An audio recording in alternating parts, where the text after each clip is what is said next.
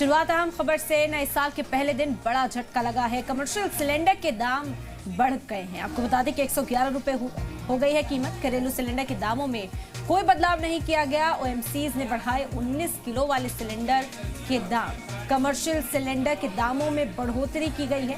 111 रुपए की बढ़ोतरी हुई है। घरेलू सिलेंडर के दामों में कोई बदलाव नहीं किया गया।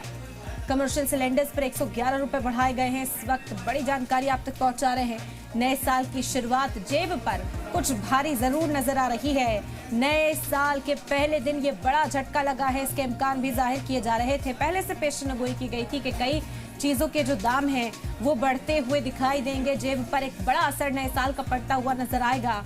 और आपको बता दें कि अब वो दिखाई देने लगा है। 111 रुपए की बढ़ोतरी हुई है कमर्शियल सिलेंडर पर। फिलहाल घरेलू सिलेंडर्स के दामों में कोई तब्दीली, कोई बदलाव नहीं किया गया है।